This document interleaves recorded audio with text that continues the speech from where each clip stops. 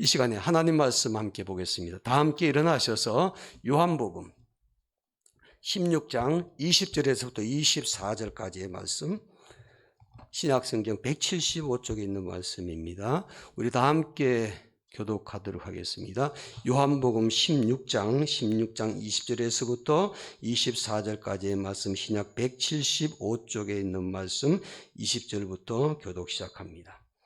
내가 진실로 너희에게 이르노니 너희는 곡하고 애통하겠으나 세상은 기뻐하리라. 너희는 근심하겠으나 너희 근심이 도리어 기쁨이 되리라. 여자가 해산하게 되면 그때가 이르렀으므로 근심하나 아기를 낳으면 세상에 사람 난 기쁨으로 말미암아 그 고통을 다시 기억하지 아니하느니라. 지금은 너희가 근심하나 내가 다시 너희를 보리니 너희 마음이 기쁠 것이요 너희 기쁨을 빼앗을 자가 없으리라. 그날에는 너희가 아무것도 내게 묻지 아니하리라. 내가 진실로 너희에게 이르노니 너희가 무엇이든지 아버지께 구하는 것을 내 이름으로 주시리라. 합독하겠습니다. 지금까지는 너희가 내 이름으로 아무것도 구하지 아니하였으나 구하라 그리하면 받으리니 너희 기쁨이 충만하리라. 아멘. 미국 남부에 있는 듀크 대학이라는 것이기 때문에 데니엘 마크라는 유명한 심장병 전문 의사가 있습니다. 이 의사가 몇 년 전에 1712명을 대상으로 해서 설문조사를 했답니다. 설문조사의 핵심은 이것입니다. 하나는 비관적인 생각을 가지고 사는 사람, 그런 환자. 또 하나는 낙관적인 성격을 가지고 있는 환자들, 이렇게 두 그룹으로 나눠 가지고 조사를 했답니다. 근데 그 결과는 비관적인 성격을 가진 환자들은 수술을 받고 난 다음에 약 12%가 죽었답니다. 낙관적인 성격을 가진 사람들의 환자는 수술 후에 약 5%가 죽었답니다.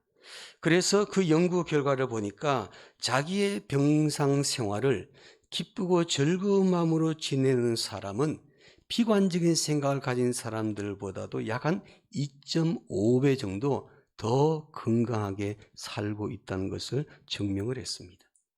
이 조사에서 환자의 심리 상태가 중요하다는 것을 발견하게 되었죠.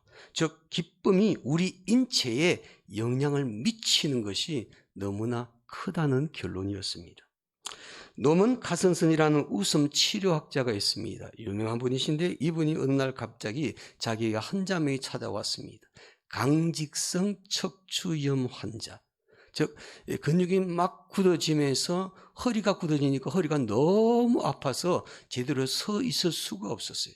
이게 만성 질환이 돼가지고 여러 가지 방법을 다 동원해서 치료를 시도해 봤지만은 환자의 병은 조금도 진전이 없었답니다. 그래서 그는 환자에게 마지막으로 이렇게 권면을 했답니다. 더 이상 약으로 치료할 수가 없으니까 이제 집에 돌아가셔서 항상 많이 웃으면서 살려고 노력하십시오. 그래서 웃음 치료법이라는 것을 그에게 설명을 해주고 왔습니다. 환자가 집에 가서 처음에는 너무 힘들었지만 고통 때문에 너무 힘들고 제대로 서 있을 수가 없고 허리가 너무 아파서 고통스러웠지만은 의사의 웃음 치료법의 얘기를 듣고 집에서 실컷 웃는 연습을 많이 하게 되었다는 거죠. 그래서 계속해서 웃고 웃으면서 생활하다 보니까 이분이 한 달 후쯤 병원에 갔는데 강직성 척추염이 없어졌더라는 거죠. 이 노먼 카슨슨이라는 사람이 그 관한 연구를 쭉 해보니까 그 결과가 이렇게 나왔습니다. 사람이 계속 웃으니까 우리가 잘 아는 엔돌핀이 펑펑 나오더라는 거예요. 그래서 사람의 몸에 긍정적인 영향을 끼쳐주고 있더라는 거죠. 또한 한 가지 발견한 것은 웃음을 가장 싫어하는 것, 사람이 웃고 사는 것을 가장 싫어하는 세포가 있는데 바로 그것이 암세포라는 거죠. 암세포가 사람이 웃는 것 자체를 제일 싫어한다는 거죠. 그만큼 암세포가 웃는 그 모습을 두려워하고 있다는 거죠. 그때부터 이분이 유명한 웃음 치료학자가 되었던 것을 보게 됩니다. 여러분 하루에 몇 번 웃으십니까? 아이들은요, 가는 아이들은 하루에 보통 한 400에서 한 500번 웃는답니다. 400석. 그냥 이제 웃고 하는데 어른이 점점 돼가면서 웃는 수가 생각해 보니까 평균적으로 계산해 보니까 하루에 어른이 되게 되면은 15번에서 20번 정도 운다면 아마 15번 안 되시는 분도 있을 겁니다. 하루에 한 번도 제대로 신나게 웃어본 경험이 없는 분도 있을 거라고 생각됩니다. 여러분, 웃음은요, 하나님께서 우리에게 주신 축복 가운데 하나입니다. 그래서 웃고 사는 사람은 언제나 건강하고 행복하게 살 수가 있죠. 그리고 그 진정한 기쁨과 웃음은 어디에 있느냐? 예수 그리스도 안에 있는 줄로 믿습니다. 오늘도 예수님 안에서 웃고 살 뿐만 아니라 웃음의 선물을 우리 성도들에게 많이 전달하는 그런 주일이 되었으면 좋겠습니다.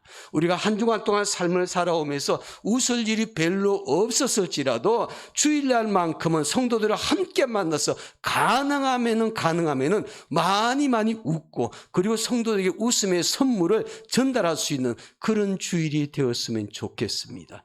오늘 예배 끝마치고 돌아갈 때도 여러분 성도들과 함께 교제할 때 더 웃음이 넘치는 그런 웃음의 공동체가 되기를 주님의 이름으로 축복합니다. 오늘 본문 말씀에도 보니까 예수님께서 그 기쁨과 즐거움에 대해서 우리에게 말씀하고 있죠. 오늘 본문에 보면 계속해서 반복해 나오는 말씀이 있습니다. 기뻐하라, 기쁨이 되리라, 기쁨을 인하여 기쁠 것이요 기쁨이 충만하리라. 이처럼 예수님은 오늘 본문의 말씀을 통해서 우리에게 무엇을 강조하고 있냐면요, 기쁨을 강조하고 있더라는 거죠. 너희 기쁨이 충만하리라. 주님은 우리가 기쁨이 충만한 삶을 살기를 원하시는 줄로 믿습니다. 성경에서 말씀하시기를 항상 기뻐하라, 쉬지 말고 기도하라, 범사에 감사하라, 이는 그리스도 예수 안에서 너희를 향하신 하나님의 뜻이니라고 했죠. 그래서 우리가 항상 기뻐하고 살아야 될 이유가 뭐냐면요, 하나님의 뜻이기 때문에, 아버지 하나님의 마음이기 때문에 오늘 저와 여러분들이 항상 기뻐하며 살아야 되는 것이죠. 그러면 오늘 저와 여러분들 모두가 함께 하나님의 뜻대로 살기 위해서 기쁨이 충만한 성도들의 삶이 되시기를 주님의 이름으로 축원합니다. 오늘 본문 말씀에서도 보니까 특히 기쁨이 강조되는데, 이 기쁨은 예수님께서 고별 설교할 때 나온 얘기였습니다. 십자가의 고난과 죽음을 앞둔 상황 속에서 시간으로 말하면 정확하게 12시간 후가 되면 예수님이 십자가의 고난받으시고 운명하십니다. 그 따르던 제자들에게 12시간을 앞두고 마지막으로 설교를 하십니다. 그 내용의 핵심이 무엇일까? 그것은 바로 너희 기쁨이 충만하리라. 예수님께서 마지막 제자들의 고별 설교, 죽음을 앞두고 12시간 전에 마지막 설교하신 내용이 너희 기쁨이 충만하리라. 이것이 핵심이었습니다. 우리를 기쁨이 충만하게 해주시겠다는 주님의 약속인 거죠. 요즘 기쁨을 상실한 분이 혹시 있는가요? 살면서 기쁨이 없어요. 도무지 삶의 기쁨을 누릴 수가 없어요. 내 마음의 기쁨을 잃어버렸기 때문에 삶이 즐겁기보다는 오히려 고통스럽게 느껴지고 있어요. 그래서 여러분, 기쁨이 회복되기를 원하시는 분이 있으신가요? 기쁨이 충만한 삶을 살기를 원하신가요? 오늘 주님 말씀하십니다. 너희 기쁨이 충만하리라.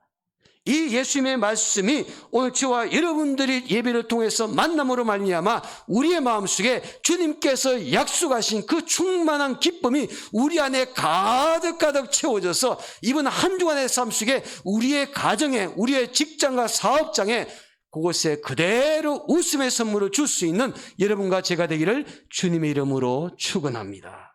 우리가 주님을 만나면 왜 기쁨이 회복되고 더 충만한 기쁨을 누리게 되는 것일까요? 주님은 슬픔을, 우리에게 찾아오는 슬픔을 도리어 기쁨으로 바꾸어 주실 수 있는 분이 되시기 때문입니다. 오늘 성경에 볼까요? 본문 20절 말씀, 우리 다 함께 읽겠습니다. 20절 말씀 시작.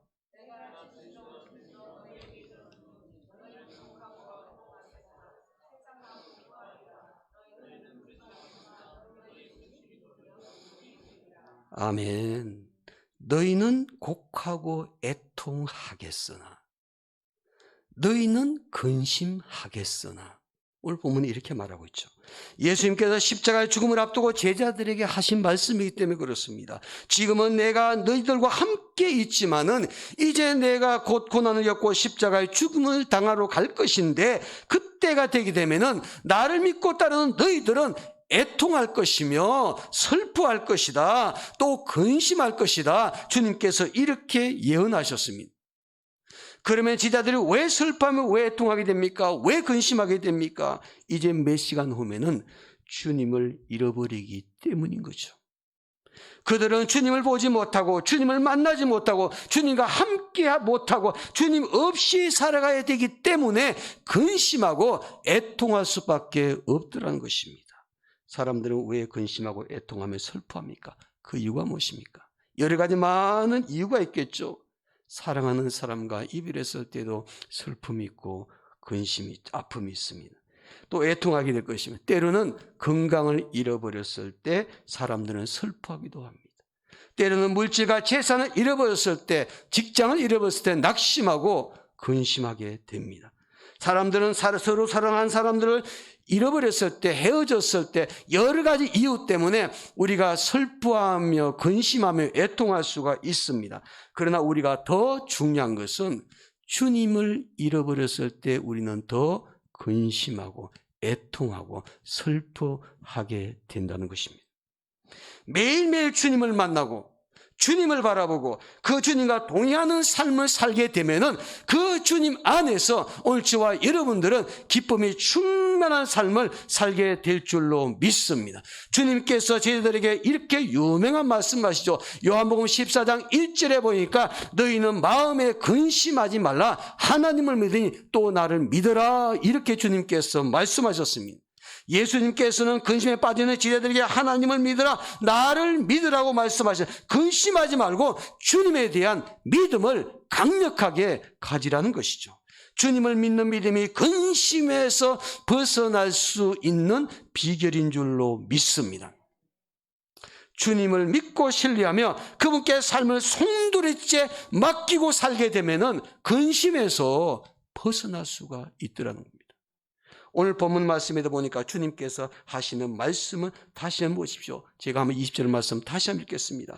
내가 진실로 진실로 너희에게 이르노니 너희는 곡하고 애통하겠으나 세상은 기뻐하리라. 너희는 근심하겠으나, 핵심은 이것입니다. 너희 근심이 도리어 무엇이 되리라? 기쁨이 되리라. 너희의 근심이 도리어 기쁨이 되리라. 우리는 세상 속에서 근심하고 살아가지만은 주님은 우리의 근심을 바꾸어서 기쁨이 되게 만들어 주실 수가 있더라는 것입니다. 우리의 애통과 슬픔을 도리어 기쁨으로 바꾸어 주실 수 있는 분이 주님이신 줄로 믿습니다. 기쁨을 회복시켜 주실 뿐만 아니라 더 충만한 기쁨을 누릴 수 있도록 주님이 우리를 도와주십니다. 그러므로 예수를 믿는 사람들은 누구보다도 기쁨이 충만한 사람이 되어야 될 줄로 믿습니다. 세상 사람들이 기쁨을 누리는 것보다도 더 큰 기쁨, 더 충만한 기쁨을 누리고 사는 것이 우리 그리스도인들의 삶이 되어야 될 줄로 믿습니다. 그리스도인들의 얼굴은 어떤 모습이 되어야 될까? 초상집이 되어서는 안 됩니다. 초상집. 항상 초상집이 아니라 잔치집 얼굴이 되셔야만 합니다. 초상집에 있는 것처럼요, 슬픈 얼굴로 사는 것이 아니라 항상 잔치집에 있는 것처럼 기쁜 얼굴, 기쁨이 충만한 얼굴로 삶을 사셔야 된다는 거죠. 왜냐하면 주님께서 우리의 근심을 도리어 기쁨이 되게 만들어 주시겠다고 약속해 주셨기 때문입니다. 주님은 약속의 말씀을 반드시 이루어 주시는 분이십니다.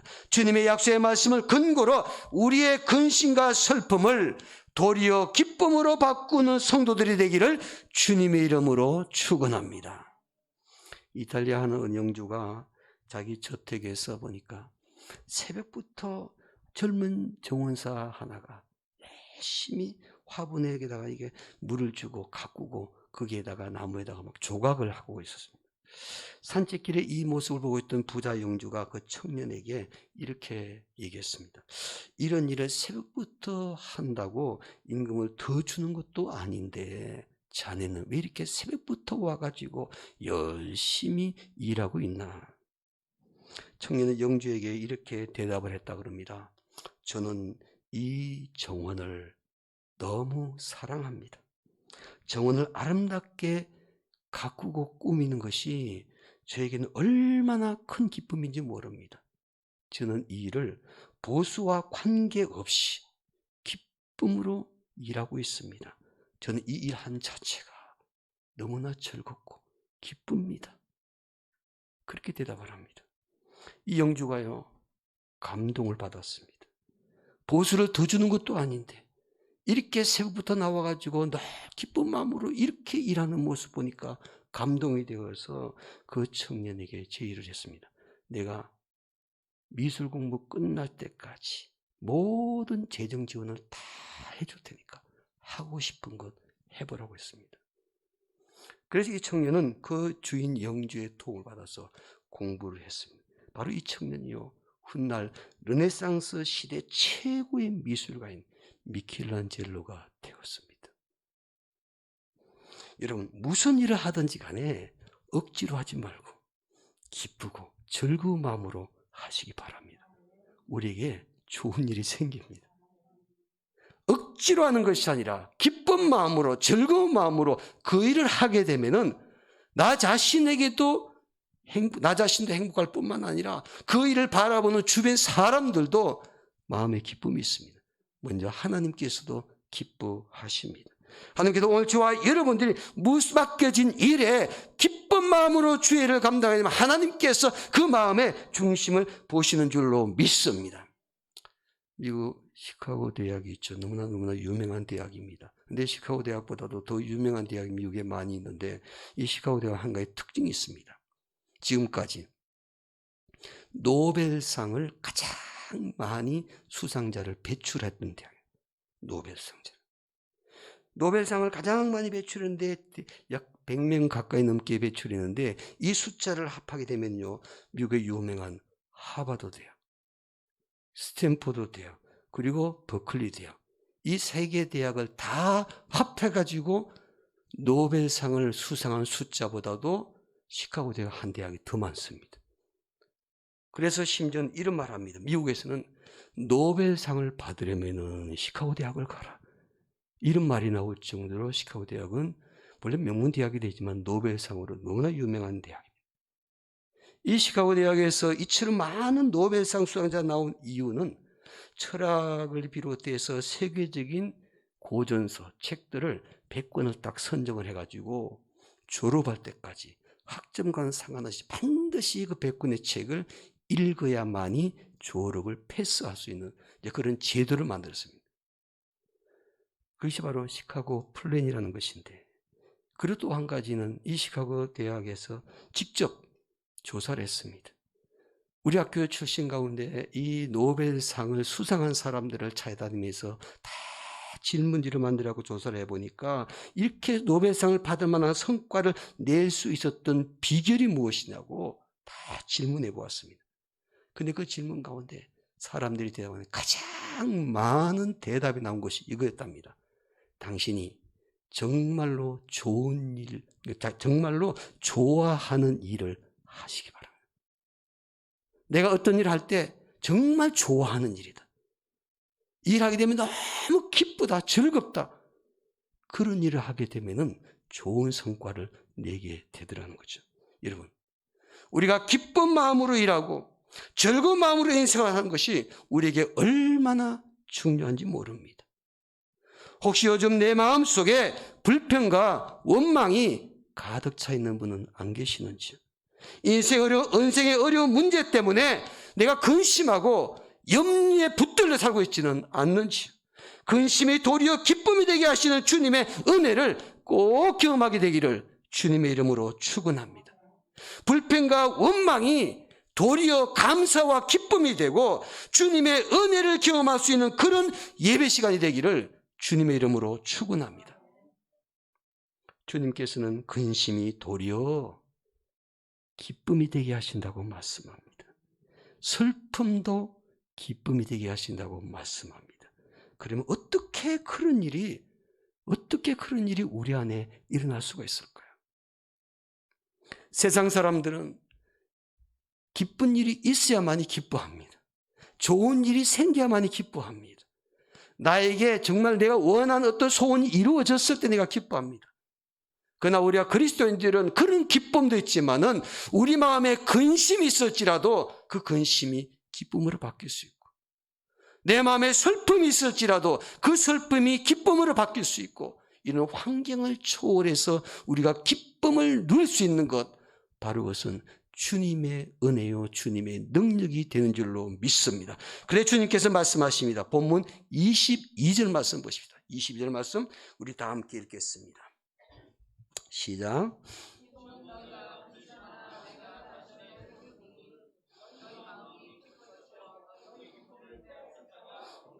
아멘. 지금은 너희가 근심하나 내가 다시 너희를 어떻게 하나? 보리니, 내가 너희를 다시 보리니 너희 마음이 기쁠 것이요 그랬습니다.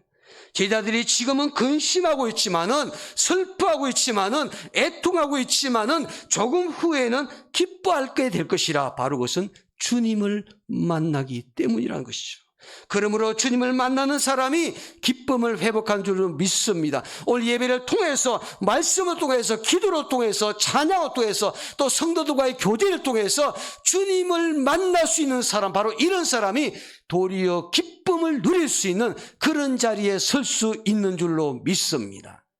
우리의 마음에 슬픔이 기쁨이 되고, 근심이 즐거움이 되고, 기쁨이, 이런 놀라운 하나님의 은혜를 주님 안에서 꼭 누릴 수 있는 성도들이 되었으면 좋겠습니다.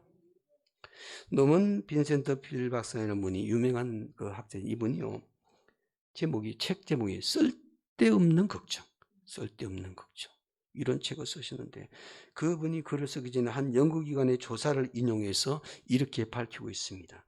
사람이 하는 걱정 중에 절대로 발생하지 않을 걱정이 있다는 거예요. 내가 걱정을 많이 하고 있는데, 근데 절대로 그런 일이 일어나지 않을 걱정, 이게 우리 인생이에요. 한 40% 된답니다. 그 10가지 가운데 4가지는 절대로 일어나지 않을 일인데 괜히 걱정하고 염려하는 거예요.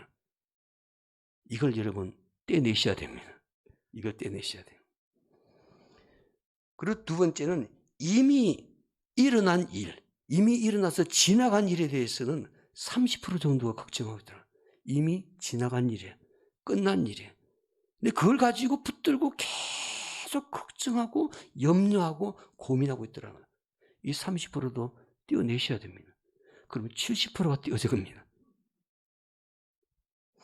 별로 신경 쓰지 않아도 될 일인데 너무 신경 써서 걱정하는 일 22%랍니다.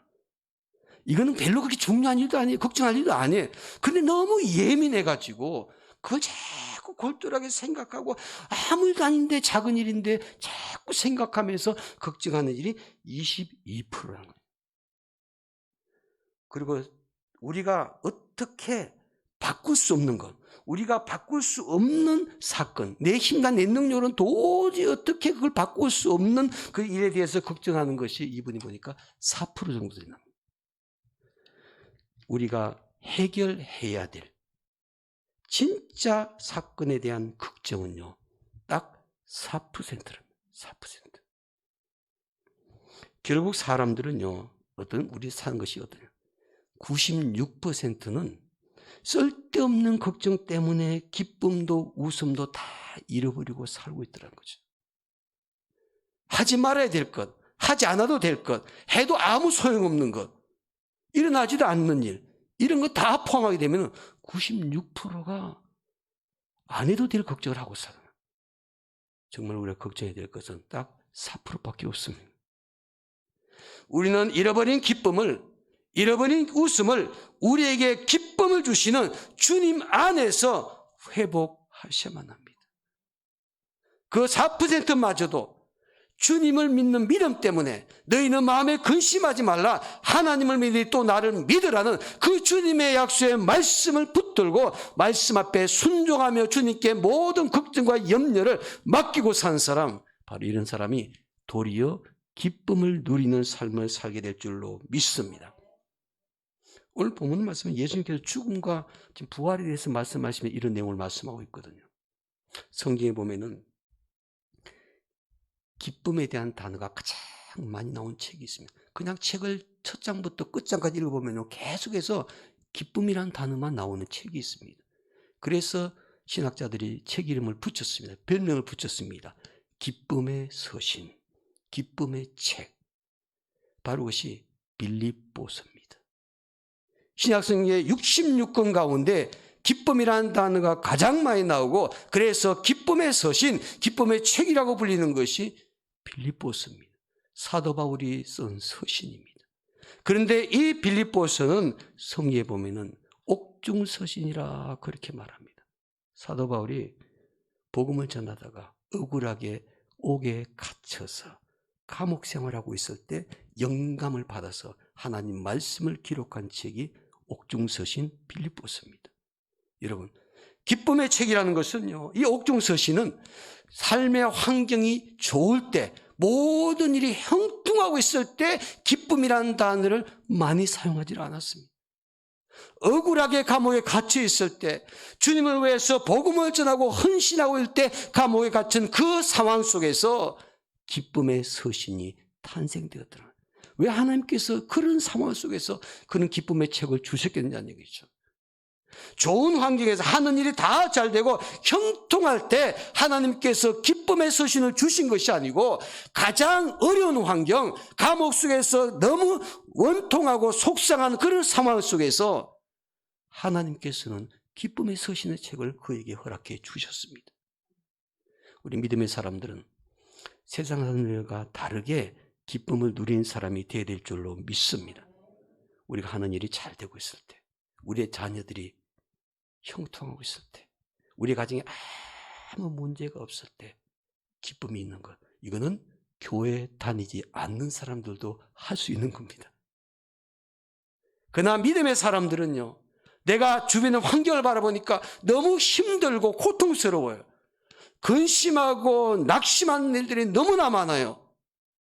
그럼에도 불구하고 기뻐할 수 있는 것, 바로 이것이 주님께서 우리에게 주신 기쁨인 줄로 믿습니다. 기쁨의 서신은 언제 탄생되었는가? 기쁨의 서신은 언제 하나님께서 주셨는가? 가장 어려운 환경에 처하고 있었을 때 근심을 도리어 기쁨이 되게 만드신 주님이 되신 줄로 믿습니다. 유명한 크리소스톰이라는 분이 이런 말을 합니다. 주 안에서 기뻐하는 자에게는 환난 자체도 기쁨이 된다. 그렇습니다.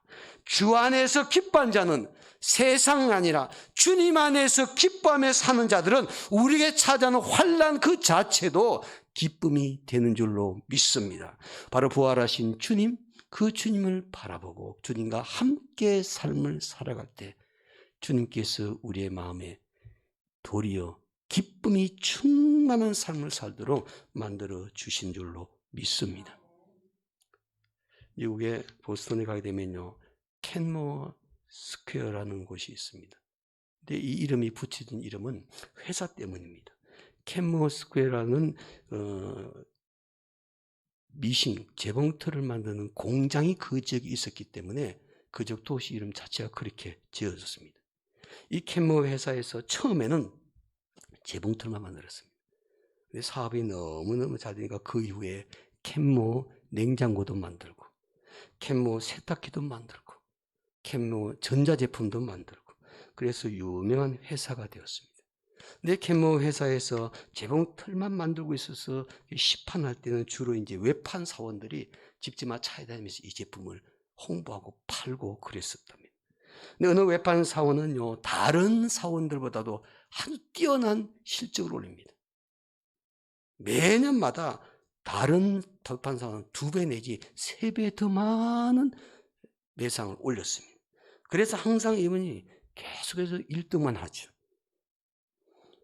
그래서 한번 시상식 끝난 다음에 사장이 그 성적이 좋은 그 외판 사원을 불러가지고 성공 비결을 물었답니다. 자기는 어떻게 이렇게 항상 1등하면서 이렇게 외판으로 많은 물건을 팔 수 있느냐. 그때 외판 사원이 그 사장에게 이렇게 대답했다. 사장님, 뭐 별다른 비결이 있는 것은 아닙니다. 저는 상품을 팔기 위해서 남의 집에 갈 때 항상 제 안주머니에 사진 한 장을 가지고 다닙니다. 그래서 그 집 문 앞에 도착하게 되면은 배를 누르기 전에 먼저 안주머니에 간직하고 있는 사진을 꺼내가지고 그 사진을 한참 들여다봅니다. 그러고 난 다음에 초인종을 누르고 고객을 만납니다. 사장이 궁금했습니다.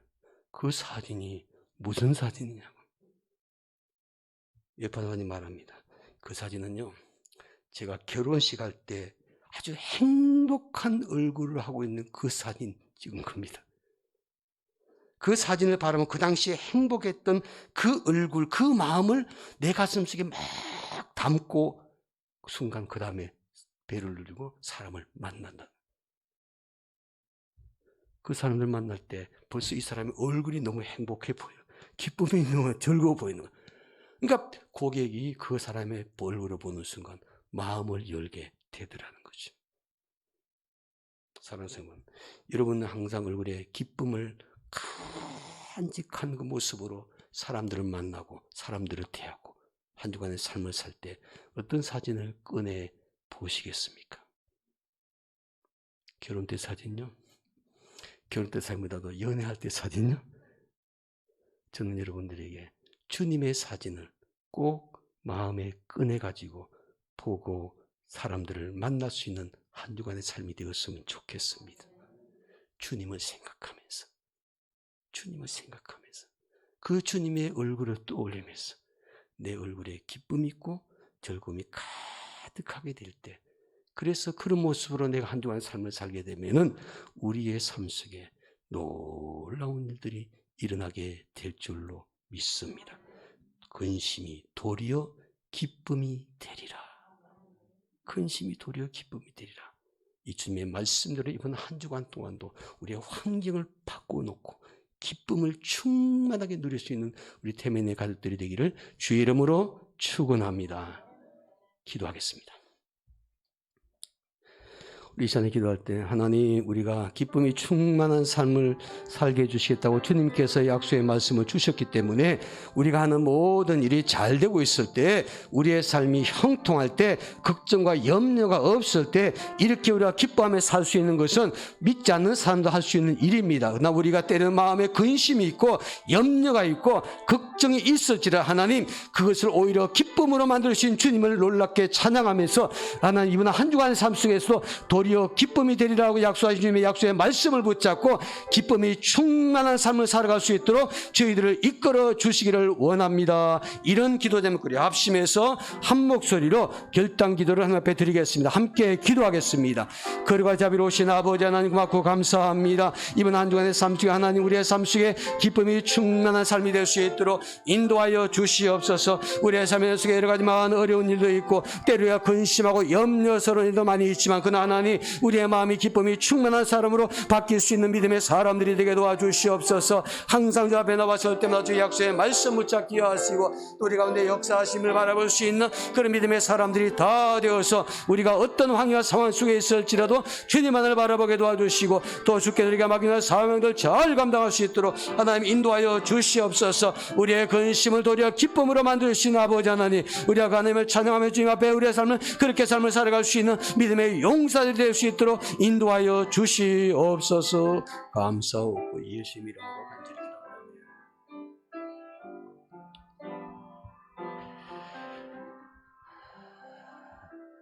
근심이 도리어 기쁨이 되리라. 주님께서 약속하시고 약속의 말씀을 붙잡고 이번 한 주간 동안 하나님, 기쁨이 충만한 삶을 살기를 원합니다. 우리가 하는 모든 일이 잘 되고 있을 때, 우리가 걱정과 염려가 없을 때 기쁨을 누리고 사는 것은 누구나 할 수 있는 일입니다. 그러나 하나님, 우리의 마음에 근심이 가득 차고 있을 때, 우리의 마음에 걱정과 염려가 많이 있을 때, 그럼에도 불구하고 우리가 기뻐할 수 있는 것은 주님 때문인 줄로 믿습니다. 이번 한 주간의 삶 속에 누구를 만나든 간에 항상 주님의 얼굴을 떠올리게 하시고, 또 주님을 만날 수 있는 감격 가지고 이번 한 주 우리의 기쁨이 충만한 삶을 통해서 우리의 가정에, 또 우리의 직장과 일터와 사업장에 선한 영향력을 끼칠 수 있는 그런 하나님의 사람들이 될 수 있도록 도와주시옵소서. 감사하고 예수님의 이름으로 간절히 기도하옵나이다. 아멘.